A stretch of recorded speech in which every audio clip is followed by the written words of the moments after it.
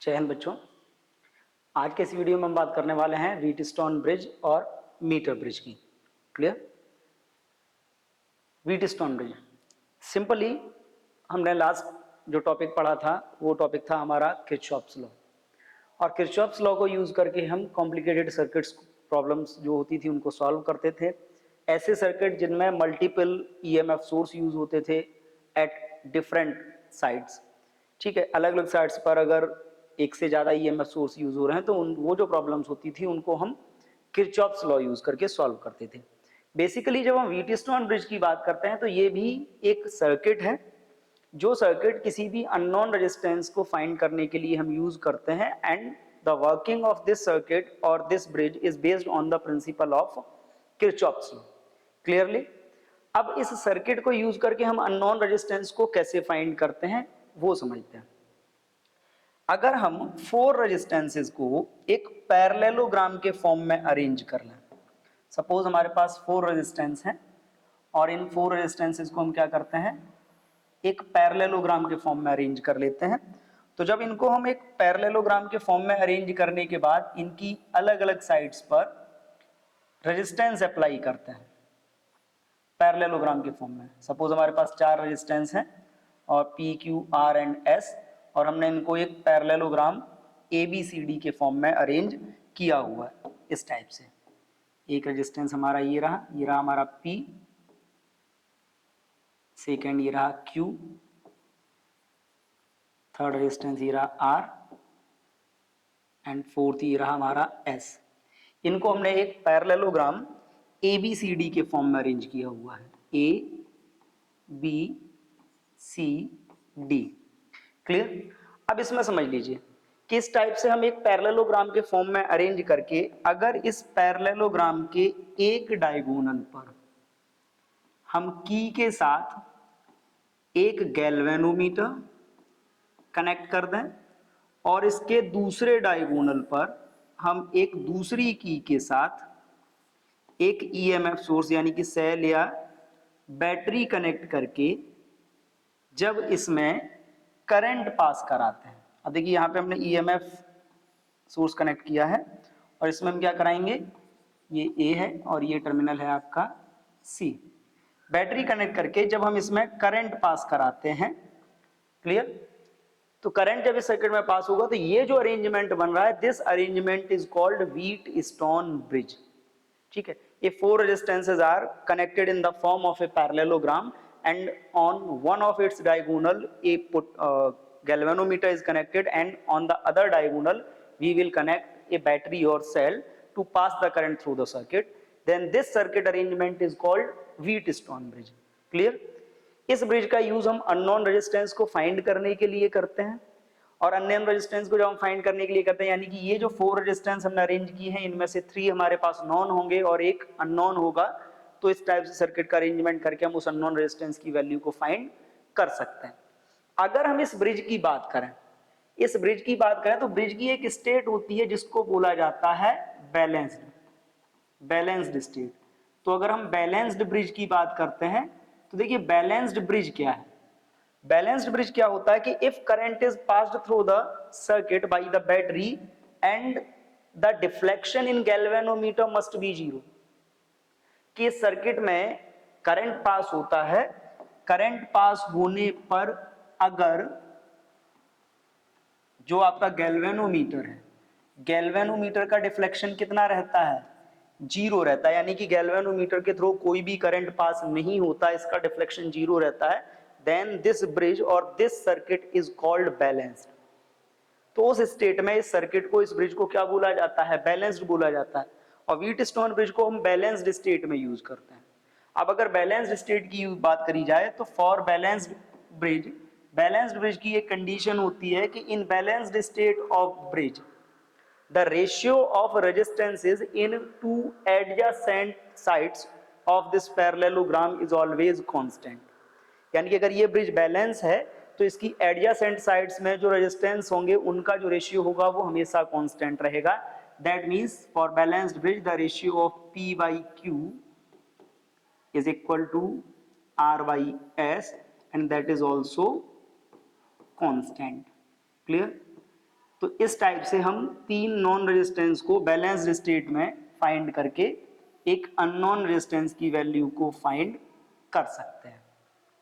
अब बात ये आती है कि ये बैलेंस्ड स्टेट में P by Q is equal R by S होता भी है या नहीं होता, तो हम इसको प्रूफ करते हैं।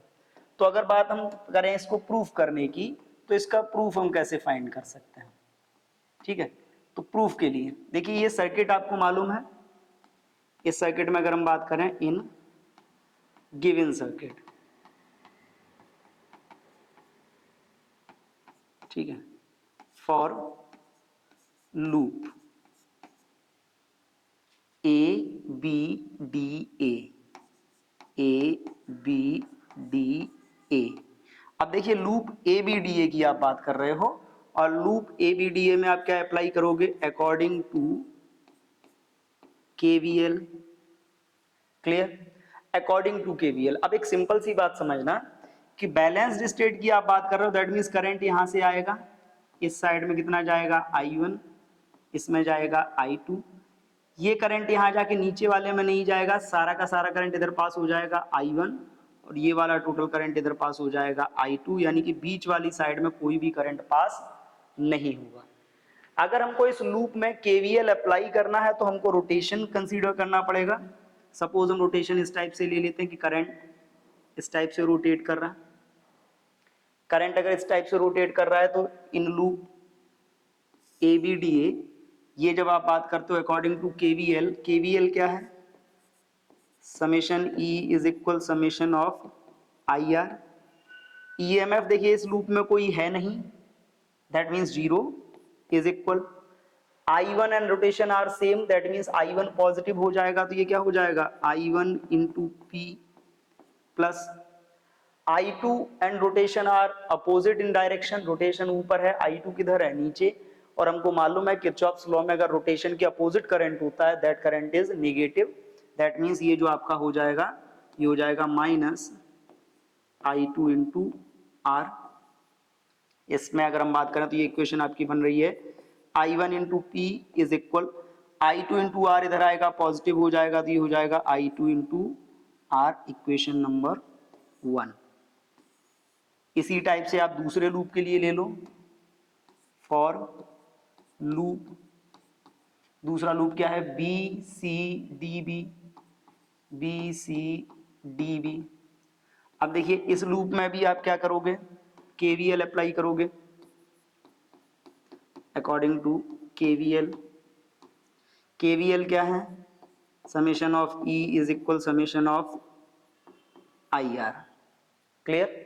अब इस लूप में भी देखिए, इस लूप में भी अगर आप बात करते हो तो सेकंड लूप में भी कितना है? ईएमएफ है नहीं, that means zero, is equal, इसका भी रोटेशन डिफाइन करते हैं। रोटेशन सपोज आप ले लीजिए इस टाइप से कि रोटेशन आपका ये है। अब इस टाइप से देखिए I1 and rotation are in same direction, that means I1 positive हो गया, तो ये क्या होगा? I1 इंटू क्यू प्लस ये डाउनवर्ड है रोटेशन, I2 ऊपर की तरफ जा रहा है, तो ये अपोजिट डायरेक्शन में हो गए, that means minus I2 into S. Shift करोगे तो ये क्या हो जाएगा? I1 into Q is equal I2 into S. Clear? तो अगर आप ये दो इक्वेशंस बन गई दो अलग अलग लूप के लिए, इन दोनों लूप्स के लिए आप इक्वेशन को सॉल्व करते हो तो from equation first and second, ठीक है, आप दोनों इक्वेशंस का डिवाइड कर लें, फर्स्ट एंड सेकेंड, यानी कि आप दोनों इक्वेशंस को डिवाइड करोगे। जब डिवाइड करोगे तो आपका ये क्या हो जाएगा? डिवाइड करने पे आपको क्या मिलेगा? I1 अपॉन पी, इस टाइप से कर लीजिए, I1 upon into P upon I1 into Q. I1 P में I1 क्यू का डिवाइड करोगे तो ये क्या हो जाएगा? I1 into R, I2 into R upon I2 into S. I2 से I2 कैंसिल, I1 से I1 cancel. Now we will get P upon Q is equal R upon S। Clear?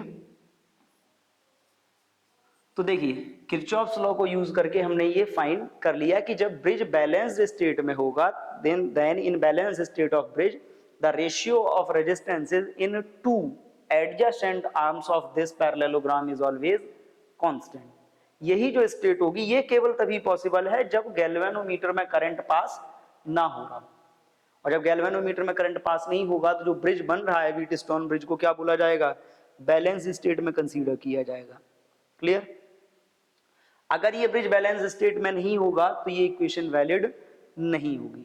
तो simply when four resistances are arranged in the form of a parallelogram and on its first diagonal we will connect a galvanometer with a key and on the other diagonal we will connect a cell or battery, then this circuit arrangement is called Wheatstone bridge. If no current is passing through the galvanometer, that means if the deflection in galvanometer is zero, then the bridge is called in balanced state. और Wheatstone bridge का principal क्या है कि bridge की balanced state में जो आपके adjacent sides की रेजिस्टेंस होते हैं उनका रेशियो हमेशा कांस्टेंट रहता है। क्लियर? अब देखिए ये जो प्रिंसिपल हमको मिला है इस प्रिंसिपल को यूज करके हम कुछ न्यूमेरिकल प्रॉब्लम सॉल्व करेंगे। देखिए डायग्राम में एक आपको सर्किट अरेंजमेंट दिया है।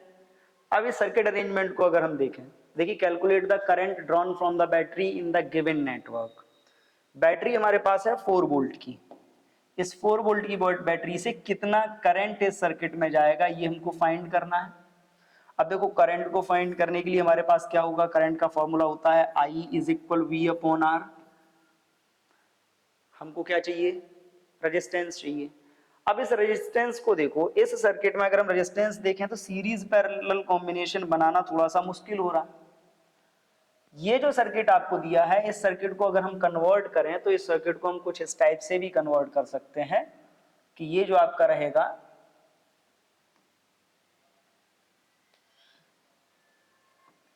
ये पॉइंट से आपका ये आपका 1 ओम बनेगा, ठीक है, ये हो गया आपका R1।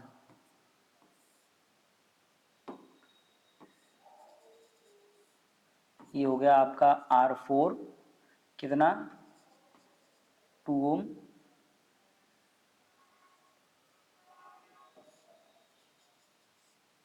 ये हो गया आपका R2 2 ओम, और ये हो गया आपका R3 4 ओम, और ये वाला जो आपका ये रेजिस्टेंस है 5 ओम का यानी कि R2 सॉरी ये R5 था। क्लियर? ये जो आपका R2 है ये इसके बीच में कनेक्ट है R2 यानी कि 5 ओम।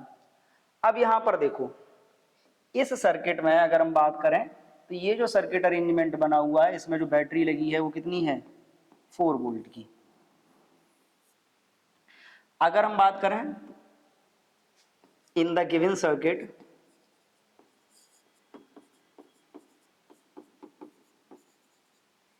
अब देखिए गिवन सर्किट में जो आपका R1 upon R5 adjacent sides की रेशियो आप देखिए इज इक्वल क्या है R4 अपॉन R3। इन दोनों का रेशियो देखो तो कितना आ रहा है 1/2 आ रहा है।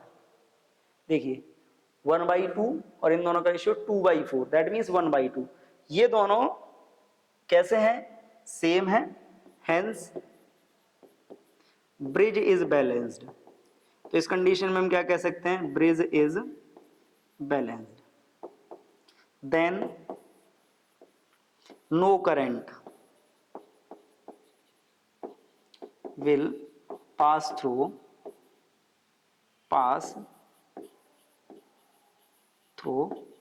5 ओम। ठीक है, इस कंडीशन में ये जो 5 ओम है इसमें क्या होगा, कोई भी करंट पास नहीं होगा। जब कोई भी करंट पास नहीं होगा हम कह सकते हैं और we can say 5 Om is useless. ठीक है, अगर ये 5 ओम यूजलेस है देन अब यहां पर देखिए इस कंडीशन में क्या होगा, then R1 and R2 in series and अब देखिए ये यूजलेस हो गया तो R1 और R5, R2 नहीं, R1 एंड R5 क्या होगा, R5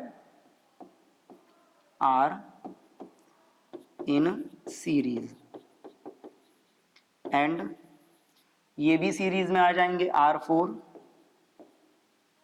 and R3 are in series. Clear.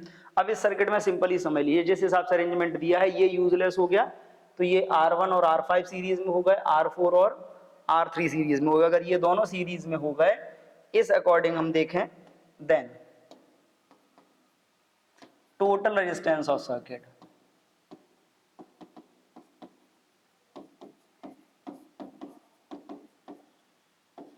अब टोटल रेजिस्टेंस ऑफ सर्किट देखो ये दोनों सीरीज में, ये दोनों सीरीज में, बट इन दोनों के जो कॉम्बिनेशन है वो आपस में कैसे हो जाएंगे, पैरेलल में। जब इन दोनों के कॉम्बिनेशन पैरेलल में हो जाएंगे in that case 1/R is equal 1/R1 plus R5 plus 1/R4 plus R3। करिए इस बात पे अगर हम करते हैं 1/R इज इक्वल 1/R1 कितना है 1, R5 कितना है 2, टोटल मिला के हो गया 3 प्लस R4 कितना है 2, R3 कितना है 4, ये हो गया 6। सॉल्व करेंगे तो 1/R इज इक्वल 6 LCM आएगा, ये हो जाएगा 2 प्लस 1 दैट मीन्स 3/6, यानी कि जो आपका यहां से निकल के आ रहा है R निकल के आया आपका 2 ओम। R कितना निकल के आ रहा है 2 ओम। जब R आपका 2 ओम आ गया तो अगर आप बात करें यहां से now I is equal V/R, V कितना 4, R कितना 2, यानी कि इस सर्किट में जो करंट आएगा वो कितना आएगा 2 एम्पियर। क्लियर। तो सिंपली अगर इस टाइप से कोई सर्किट आपको मिलता है जहां पे थोड़ी सी कॉम्प्लिकेशंस होती है तो एक बार डायगोनली चेक जरूर कर लें कि ये अगर बैलेंस्ड ब्रिज बन रहा है, और ये केवल रेजिस्टेंस के लिए नहीं है, ये कैपेसिटर्स के केस में भी एप्लीकेबल है कि अगर डायगोनली ये बैलेंस्ड ब्रिज बन रहा है तो डायगोनल पर लगने वाले को हम क्या करते हैं निग्लेक्ट कर देते हैं अगर बैलेंस बन जाता है। जब वो निग्लेक्ट हो जाएगा तो सीधा सीधा हमको सीरीज और पैरेलल कॉम्बिनेशंस मिल जाएंगे और उन कॉम्बिनेशंस के बेस पे हम टोटल रेजिस्टेंस को फाइंड कर सकते हैं। क्लियर। तो ये टोटल रेजिस्टेंस हमने इसका फाइंड कर लिया, उसी के बेस पे आ गया हमारा करंट 2 एम्पियर। क्लियर। मूव करते हैं नेक्स्ट टॉपिक पे। तो नेक्स्ट इज मीटर ब्रिज। अब देखिए सिंपली जो व्हीटस्टोन ब्रिज है उसका एक एप्लीकेशन है। मीटर ब्रिज होता क्या है, it is an instrument that is used to measure the resistance unknown resistance of any given wire. किसी भी वायर के अननोन रेजिस्टेंस को या किसी भी कंडक्टर के अननोन रेजिस्टेंस को मेजर करने के लिए हम इसको यूज करते हैं। Simply it is based on the principle, it's working is based on the principle of Wheatstone bridge. ये व्हीटस्टोन ब्रिज के प्रिंसिपल पर वर्क करता है। अब इसको मीटर ब्रिज क्यों बोलते हैं या इसका अरेंजमेंट कैसा होता है वो समझ लीजिए। अगर मीटर ब्रिज की बात करी जाए तो मीटर ब्रिज में सिंपली एल शेप में 2 स्ट्रिप होती हैं इस टाइप से। क्लियर। एल शेप में 2 स्ट्रिप होती हैं, एक स्ट्रिप मान लीजिए इस टाइप से आपकी रहेगी। Okay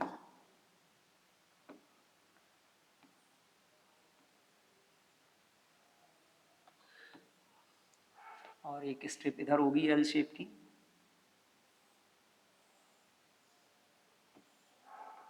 clear. इन दोनों स्ट्रिप्स के बीच में एक स्ट्रेट मेटलिक स्ट्रिप को रख के 2 गैप बना दिए जाते हैं। इन दोनों गैप्स की अगर बात करें, पहला वाला जो गैप होता है इस पहले वाले गैप में एक रेजिस्टेंस बॉक्स लगा देते हैं जिसका रेजिस्टेंस हमको मालूम होता है, और ये जो दूसरा वाला गैप होता है इस गैप में हम उस अननोन रेजिस्टेंस को लगा देते हैं जिसकी वैल्यू हमको फाइंड करनी होती है। क्लियर। अब यहां पर देखिए यहां नॉन रेजिस्टेंस लगा हुआ है S, यहां नॉन रेजिस्टेंस लगा हुआ है R। ये जो L साइड शेप की स्ट्रिप थी, इनके लोअर एंड के बीच में एक मैग्निन या कॉन्स्टेंटन का 100 सेंटीमीटर, कितना 100 सेंटीमीटर लेंथ का एक वायर कनेक्ट कर दिया जाता है। अब देखिए ये 100 सेंटीमीटर लेंथ का वायर होता है, 100 सेंटीमीटर का मतलब है 1 मीटर, इसीलिए ये जो सर्किट बनता है इसको बोलते हैं मीटर ब्रिज, क्योंकि 1 मीटर लेंथ का इसमें वायर यूज होता है। ये तो हो गया सेकेंडरी सर्किट। और जब हम इसके प्राइमरी सर्किट की बात करते हैं तो इसके प्राइमरी सर्किट में क्या होता है, इन एंड्स को, ठीक है, एक रियोस्टेट के थ्रू क्या करते हैं, रियोस्टेट और एक की के थ्रू आपस में कनेक्ट कर देते हैं। क्लियर, ये बैटरी का पॉजिटिव और ये नेगेटिव। इधर से मान लीजिए करंट आई आता है, ये पॉजिटिव एंड हो जाएगा, ये नेगेटिव एंड हो जाएगा। अब ये जो मिडिल स्ट्रिप थी, मिडिल स्ट्रिप का जो सेंटर पॉइंट होता है, इससे एक वायर के थ्रू हम क्या करते हैं, एक गैल्वेनोमीटर कनेक्ट करते हैं और गैल्वेनोमीटर के लोअर एंड पे हम एक जॉकी लगा देते हैं। ये जॉकी इस वायर के ऊपर रोटेट स्लाइड करने के लिए फ्री होती है। जैसे ही हम इस जॉकी को इस वायर से कनेक्ट करते हैं, ये वायर क्या होता है, दो पार्ट में स्प्लिट हो जाता है और ये जो सर्किट है ये क्या बनता है, एक व्हीटस्टोन सर्किट बन जाता है। व्हीटस्टोन सर्किट का मतलब ये देखिए, दो आरएस और इधर दो साइड आपके बन जाते हैं। जब हम इस जॉकी को इसके ऊपर स्लाइड करते हैं तो स्लाइड करने पे हमको इस वायर पे एक पॉइंट ऐसा भी मिलता है जहां पर इस जो आपका गैल्वेनोमीटर लगा है, इस गैल्वेनोमीटर का डिफ्लेक्शन 0 हो जाता है। क्लियर, सपोज ये वाला जो एंड है आपका क्या है, ए, ये एंड है आपका बी, और हम ये मान लेते हैं let the null deflection point, null point. Null point का मतलब क्या है, बैलेंस पॉइंट। ये जो सर्किट है इसका बैलेंस पॉइंट कहां मिलता है, एट सी। कहां मिलता है हमको, सी पर मिलता है, where A C is equal L. यहां पर मान लीजिए ये पॉइंट है, इस पॉइंट सी पर आपको बैलेंस पॉइंट मिल गया।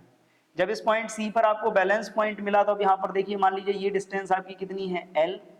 अगर ये एल है तो इधर कितनी हो जाएगी, 100 माइनस एल हो जाएगी, वैसे ही 100 माइनस एल। क्लियर, अब यहां पर देखिए हमने क्या मान लिया कि यहां पर हमको बैलेंस पॉइंट कहां पे मिला है, एट सी, जहां पर हमको ए C is equal L. Clear, अब देखिए ये जो वायर है, जैसे ही आप इसको डिवाइड करोगे, दो पार्ट में डिवाइड हो जाएगा। इधर के सपोज ये जो रेजिस्टेंस है, इधर का रेजिस्टेंस क्या है, पी, और इधर के पॉइंट का पार्ट का रेजिस्टेंस मान लीजिए Q. Clear, suppose the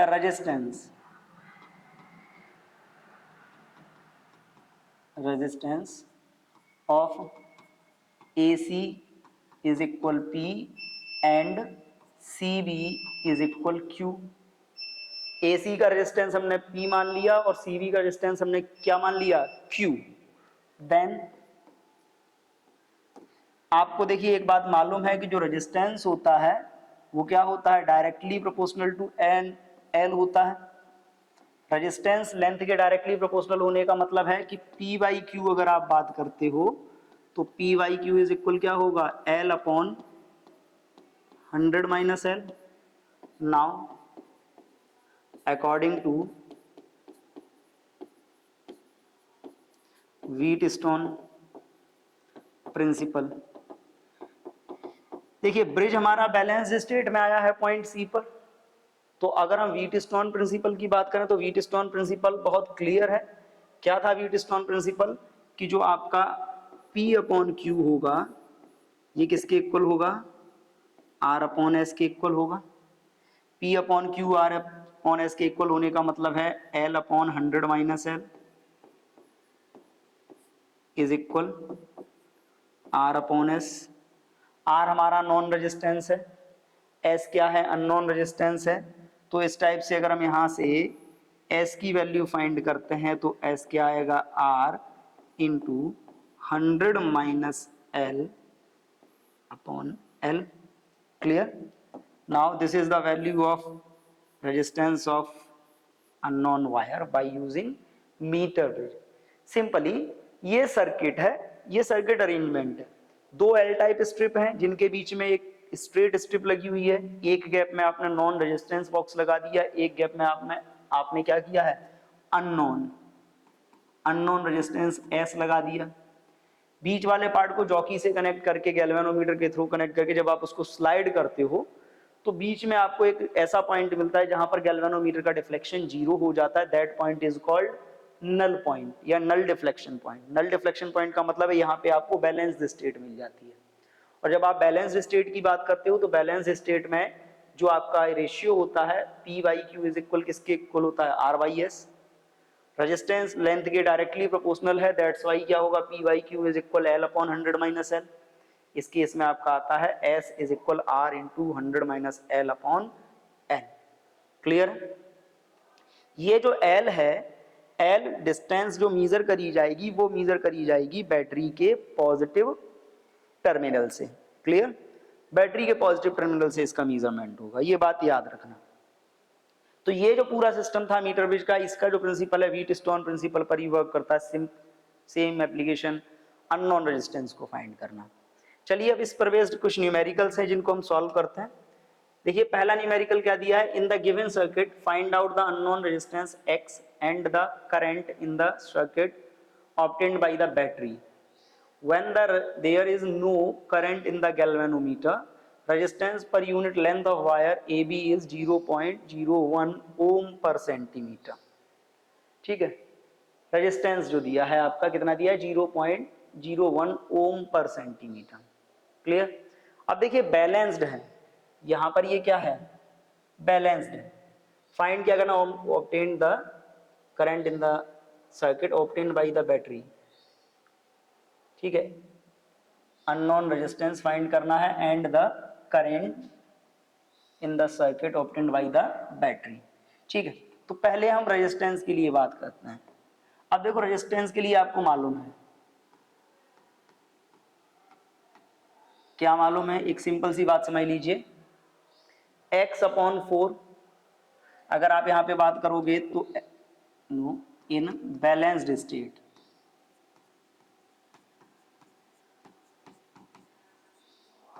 balance state में क्या होता है, x अपॉन 4 किसके इक्वल होगा, l upon 100 minus L. Clear? l किधर से मीजर होता है, बैटरी के पॉजिटिव टर्मिनल की तरफ से। तो अगर आप इसको मीजर करते हो तो ये क्या होगा, x upon 4 is equal l कितना है 60 अपॉन 100 माइनस 60। क्लियर? सॉल्व करोगे तो x upon 4 is equal 60 upon 40, 0 से 0 कैंसिल एंड 4 से 4, तो x कितना आया आपका, x आया आपका 6 ओम। x कितना आ रहा है, 6 ओम। फाइनली जो हमको मिला यहां से x की वैल्यू 6 ओम। क्लियर? अब यहां पर देखो, नाउ टोटल रेजिस्टेंस, क्योंकि हमको करंट फाइंड करना है तो करंट फाइंड करने के लिए क्या चाहिए, टोटल रेजिस्टेंस ऑफ सर्किट। ठीक है, टोटल रेजिस्टेंस ऑफ सर्किट, देखो ये दोनों सीरीज में है क्योंकि इसमें तो करंट पास हो नहीं रहा। इन दोनों का सीरीज कॉम्बिनेशन इस वायर के साथ पैरेलल में है, तो पैरेलल वाला फॉर्मूला लगाओगे तो ये क्या होगा, 1 upon R is equal 1 upon x plus 4, ये दोनों सीरीज में थे, plus 1 upon resistance of wire. ठीक है, तो 1 upon R is equal 1 upon x की वैल्यू कितनी है 6 प्लस 4 10 हो गया, plus 1 upon resistance of wire. Wire की लेंथ कितनी है 100 सेंटीमीटर और पर सेंटीमीटर में कितना है 0.01, तो 100 इंटू 0.01 सॉल्व करोगे तो ये 1 upon R is equal 1 upon 10 plus 1 upon 1 solve करोगे तो ये आपका एलसीएम आएगा 11/10। ठीक है, 10 मल्टीप्लाई हो जाएगा इसमें, 10 + 1 11/10, यानी कि यहाँ से आप R निकालोगे तो ये R आपका आया 10/11 ओम। नाउ आपको चाहिए करंट। करंट का फॉर्मूला बेटा क्या होता है? सिंपल, I इज इक्वल होता है V/R। V कितना? 5/R मतलब 10/11। 11 ऊपर जाएगा तो ये क्या हो जाएगा? I is equal 5 × 11/10। क्रॉस करोगे तो I इज इक्वल 11/2 यानी कि 5.5 एम्पियर। क्लियर? कितना आ रहा है इस कंडीशन में जो करंट है? 5.5 एम्पियर। अब इसमें सिंपल एक बात समझ लीजिए, ये जो हमने फाइंड किया है ये हमने व्हीटस्टोन प्रिंसिपल से फाइंड कर लिया, फिर पैरेलल कॉम्बिनेशन वाला लॉ यूज करके हमने टोटल रेजिस्टेंस फाइंड किया और उसके थ्रू हमने करंट फाइंड कर लिया। बहुत आसान तरीके से हम इसको सॉल्व कर पा रहे हैं। नेक्स्ट पे चलते हैं। नेक्स्ट क्वेश्चन है, in a metre bridge the null point is found at a distance of 40 centimetre from A if resistance of 12 ohm is connected in parallel with S. Clear? Then null point occurs at 50 from A. Determine the values of R and S. तो अब देखो दो condition दी है। दो condition में पहला क्या है? When null point is at L is equal कितना? 40 सेंटीमीटर। तो उस कंडीशन में क्या था? R/S is equal L/100 - L, यानी कि R/S इज इक्वल, आप इसको सॉल्व करोगे तो ये होगा 40/60। 40/60 यानी कि 0 से 0 कैंसिल होगा, तो यहां से अगर आप बात करते हो तो R/S इज इक्वल 2/3। कितना आ गया? 2/3। ठीक है, अब अगर बात करते हो, अब यहां पर देखो, when 12 ohm is connected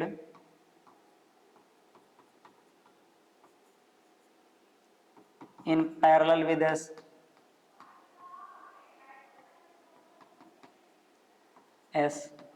then resultant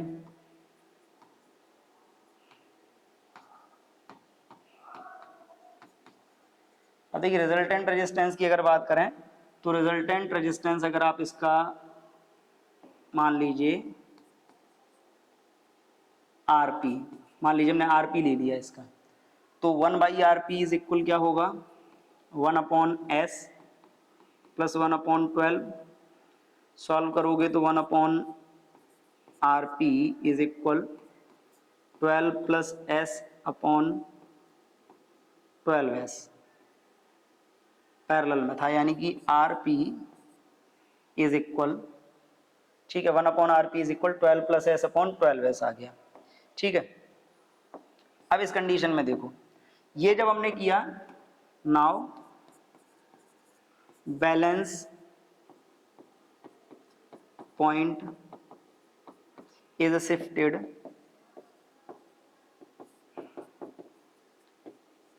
eight 50। Then अब इस कंडीशन में बैलेंस पॉइंट कहाँ शिफ्ट हो गया है? इसका बोला गया है 50 सेंटीमीटर पर। देन क्या होगा? देन R/RP इज इक्वल 50/100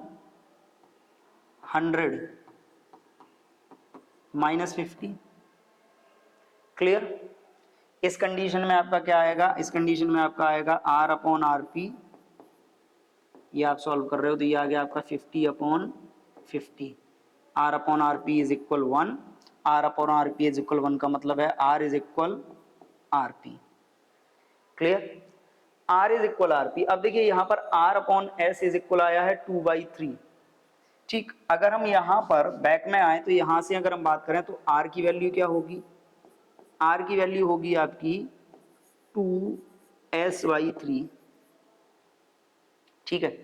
अब अगर आप इसकी वैल्यू रखते हो तो बेटा देखो वैल्यू जब आप रखोगे तो आपको क्या मालूम है, R is equal R P, R की वैल्यू 2S/3, तो 2S/3 is equal R P की वैल्यू, आर पी की वैल्यू आप उलट लीजिए, इसको कितना आएगा 12S अपॉन 12 प्लस S, इस वाले S से देखिए, इस वाले S से ये कैंसिल, मल्टीप्लाई अगर आप करोगे इसका तो इसका मल्टीप्लाई करने पे क्या आएगा 12 टू 24 प्लस, या फिर 2 से भी कैंसिल कर लीजिए इसको,